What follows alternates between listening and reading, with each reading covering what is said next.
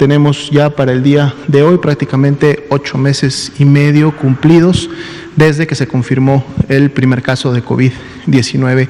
en México. Dentro de este periodo hemos tenido y estamos en este momento llevando a cabo 260 conferencias vespertinas que precisamente tienen como principal objetivo informar a la población de cuál ha sido el comportamiento de la epidemia en México y cuál es la evolución y la perspectiva de esta. Dentro de estos 8 meses y medio, como podemos ver en el calendario o en los calendarios más pequeños de la izquierda, prácticamente los primeros 2 meses y medio fueron los que operó la Jornada Nacional de Sana Distancia, una medida de carácter nacional de observancia en las 32 entidades federativas bajo un mismo nivel de intervenciones que, como recuerdan, tenía como principal objetivo poder evitar una curva epidémica explosiva de alta velocidad, dado que toda la población en México era susceptible a la introducción de un nuevo virus que generaba una nueva enfermedad y como consecuencia de esto poder evitar, lógicamente, a su vez también un incremento explosivo e importante de casos graves que además requerirían de hospitalización y de que al no tener en ese momento todavía la cantidad suficiente de camas generales para pacientes con infección respiratoria aguda grave y menos aún las camas suficientes con ventiladores para los pacientes más críticos, entonces la mortalidad y la letalidad en sí hubiera sido todavía aún mayor. Cumplido el objetivo, porque el objetivo se cumplió, es decir, en esos meses de la Jornada Nacional de Sana Distancia fue precisamente cuando la capacidad hospitalaria en México prácticamente se cuadruplicó, sobre todo en lo que se refiere a las camas con ventilador para los pacientes críticos, y entonces ahora sí, teniendo una capacidad suficiente para poder empezar a modular el comportamiento de la epidemia, entró lo que denominábamos la nueva normalidad, que precisamente se caracterizaba por el semáforo de riesgo COVID, que ahora permitía ya de manera regional, esto es, en cada entidad federativa, poder implementar acciones diferenciadas en relación al nivel de riesgo que tendría cada una de ellas. Cuando el semáforo de riesgo COVID inició, las 32 entidades federativas iniciaron en el nivel de riesgo máximo y en el color rojo, porque así además daban la ponderación de sus indicadores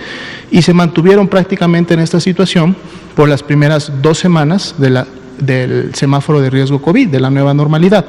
A partir ya de la 3ª semana, algunas entidades empezaron primero a obtener los niveles de riesgo alto, que en su momento es el naranja, y en la medida que fue progresando la epidemia, pues bueno, vimos aquí directamente en estas conferencias y cada semana el comportamiento de disminución del riesgo y por lo tanto de la actividad epidémica en las entidades federativas. Si vemos la siguiente diapositiva, vamos a ver precisamente cuál es el semáforo de riesgo epidémico que se encuentra vigente en este momento y cómo ha evolucionado. Tenemos una entidad que está en verde, que es Campeche, es decir, el nivel de riesgo más bajo. Fue la primera entidad en lograrlo y desde que lo ha logrado, lo ha mantenido prácticamente ya por 3 mediciones. Como sabemos, este mapa va a estar vigente hasta este domingo. El día de mañana viernes estaremos actualizando los niveles de riesgo y entonces veremos cómo cambian estos niveles en las diferentes entidades y ese mapa empezará a tener vigencia el próximo lunes. Veíamos también cómo 2 entidades subían su nivel de riesgo nuevamente al máximo, que en este caso es el rojo, y producto de esto implementaban acciones. Y aquí es importante destacar y hacer hincapié con la población que el semáforo de riesgo básicamente pues tiene 2 componentes que son importantes y que hay que identificar. El primero de ellos es que precisamente nos informa, nos transmite cuál es el nivel de riesgo que tenemos en la entidad en donde estamos residiendo, donde estamos viviendo, donde realizamos nuestras actividades diarias, donde muchos en su momento van y laboran y tienen que realizar actividades en los espacios públicos. Y entonces esto es importante saberlo, es decir, cuál es mi nivel de riesgo, porque entonces el segundo elemento que aporta el semáforo son precisamente las recomendaciones de qué es lo que puedo y debo hacer en un nivel de riesgo máximo y qué es lo que puedo y debo hacer en un nivel de riesgo bajo y lógicamente en los intermedios. Y esto es importante porque todas estas acciones que van dirigidas a modular la actividad en el espacio público, la actividad social, la actividad laboral, pues van dirigidas precisamente a contribuir al distanciamiento social, a la disminución de esa movilidad en función del nivel de riesgo y por lo tanto disminuir los contagios. Al disminuir la interacción entre las personas,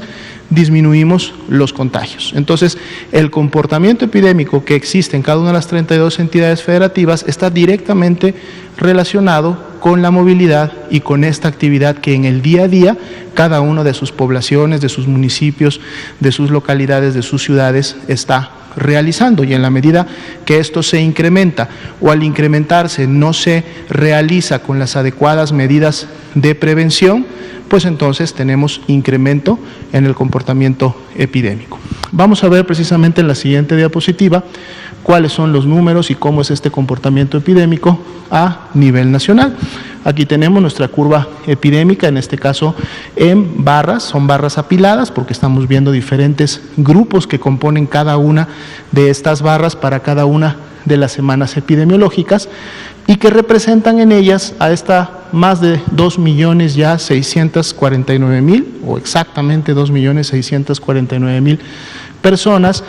que hasta el momento se han identificado como casos sospechosos de la enfermedad y por lo tanto han ingresado a un proceso de atención médica, a un proceso de diagnóstico por laboratorio, muchas o la gran mayoría de ellas, y también a un proceso de seguimiento para efectos de la enfermedad. Dentro de estos procedimientos de estudio, pues bueno, los resultados nos han permitido en su momento subclasificarlos, es decir, de todo este gran grupo de personas que fueron clasificadas como sospechosas, también para el día de hoy sabemos que 1.244.739, pues prácticamente el 37%, son negativas, es decir, su prueba de laboratorio fue negativa, no identificó la presencia del virus SARS-CoV-2 y por lo tanto se descartaron como casos de COVID-19 y están representadas en las barras de color verde que vemos en la parte superior. Pero así también podemos identificar y entonces clasificar como casos confirmados de COVID-19 para el día de hoy a 1.019.543 personas que desde ese 28 de febrero y en la medida como ha ido evolucionando la epidemia, pues han sido identificados como tal. Es decir, estamos hablando de la carga acumulada de la enfermedad durante toda la presentación epidémica de este año. Dentro de este grupo de casos confirmados, lamentablemente también el día de hoy tenemos 100.104 personas que han perdido la vida a consecuencia de las complicaciones que produce SARS-CoV-2. Como sabemos, estas complicaciones son más frecuentes y se asocian a personas que tienen comorbilidades o factores de riesgo, los cuales hemos estado mencionando y vamos a seguir mencionándolos para recordar a las personas que los padecen o que tienen estos factores de riesgo que pues incrementen el nivel de protección en el sentido de aplicar las medidas preventivas en el día a día y convertirlas en un hábito, porque en este momento y ante la expectativa de que todavía no hay alguna otra medida preventiva como la vacuna, pues son estas las que podemos en su momento aplicar si queremos realmente disminuir el riesgo de contagiarnos y por lo tanto de enfermar. El indicador de positividad se ha mantenido en 42% desde que inició así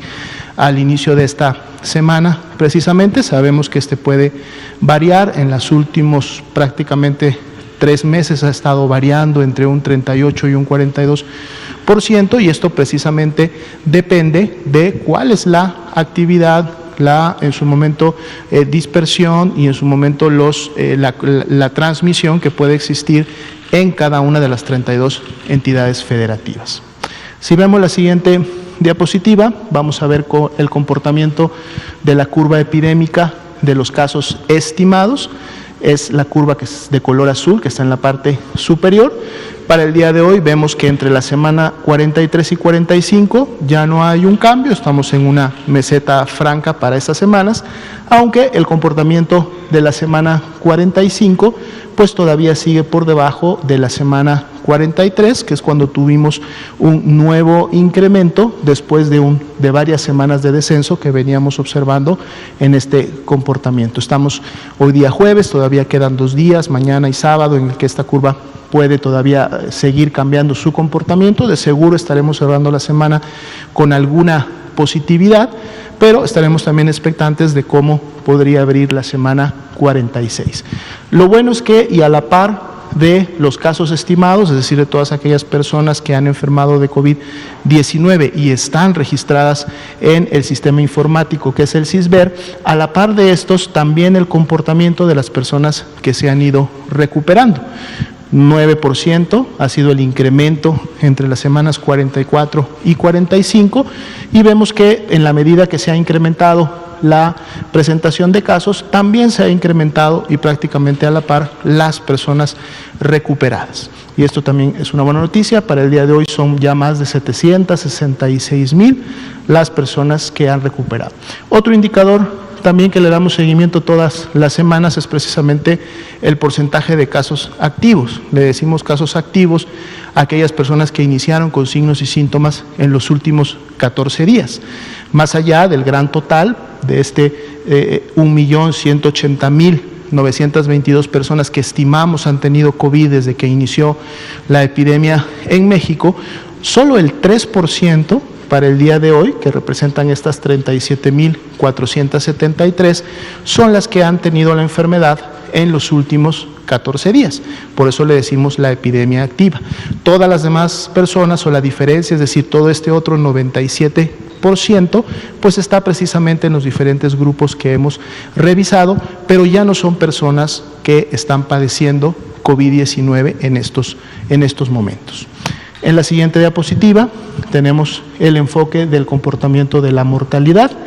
La diferencia de la semana 45 en relación a la 44 todavía sigue en un comportamiento negativo, menos 1%, y además también lo que podemos observar es que después de haber tenido 2 semanas con un comportamiento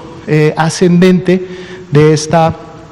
presentación de la mortalidad, pues prácticamente ya en las últimas 2 semanas ese comportamiento ascendente se detiene, se estabiliza y está en este momento más bien en una meseta. La expectativa es ver qué sucederá en los siguientes días y semanas, esperando que en la medida que baje también la transmisión y la actividad epidémica en general, pueda también este comportamiento disminuir. Si vemos la siguiente diapositiva, vamos a ver ahora la ocupación y disponibilidad hospitalaria, nuestro gráfico en barras que nos permite identificar cómo se encuentra esta ocupación en cada una de las entidades federativas. Vemos por encima, o al menos con un 50% de ocupación, está Durango, Coahuila, Zacatecas, la Ciudad de México, Nuevo León, Chihuahua e Hidalgo, precisamente con este 50%. Después, todas las demás entidades federativas tienen más del 50% y, de hecho, la mitad de las entidades federativas inclusive tienen más del 70% de disponibilidad de camas generales, destacando lógicamente Chiapas y Campeche, que inclusive tienen 97% de disponibilidad de estas camas. Estamos dando un seguimiento puntual a los estados que inician en el lado izquierdo, precisamente por este incremento de la ocupación. El día martes que presentábamos este cuadro, Durango tenía 70%, estaba prácticamente en el límite o en la zona de seguridad. Vemos que hoy día tiene 77%, eso ha sido un incremento importante y lógicamente habla de una no solamente actividad epidémica en los últimos días y semanas, sino que además esto está generando una carga importante de casos graves que están requiriendo ser hospitalizados. Coahuila con 68%, Zacatecas también con 68, son estados con los que se está trabajando diariamente, monitoreando esta actividad, pero además también revisando qué es lo que pudiera hacer falta para poder en su momento implementar actividades. Si vemos la siguiente diapositiva, nos enfocamos en las camas con ventilador para los pacientes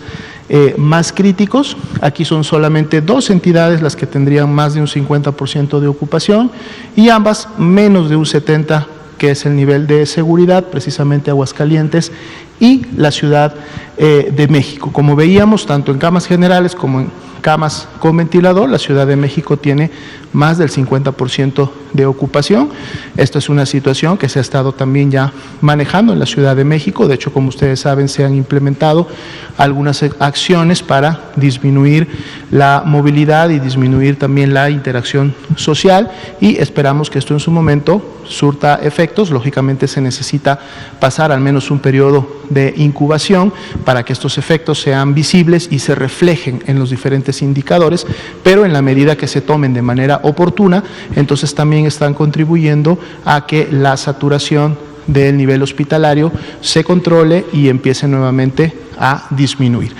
También destacamos a Campeche y a Chiapas como las entidades federativas que prácticamente tienen la totalidad de sus camas con ventilador disponibles, precisamente porque su actividad epidémica tiene ya muchas semanas, de hecho meses, prácticamente en el valle. Entonces, un último llamado solamente a las personas que residen en las entidades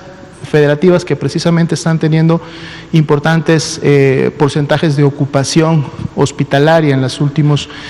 últimos días, que además se encuentran en semáforos de riesgo epidémico en color naranja, sobre todo, ni qué decir de las 2 entidades que están en color rojo, a seguir implementando o intensificar la implementación de todas aquellas actividades y recomendaciones que están emitiendo sus autoridades sanitarias en niveles estatales y también en los niveles municipales, porque solo mediante la implementación de esto es que podremos disminuir la transmisión y por ende la generación de más casos. Muchas gracias.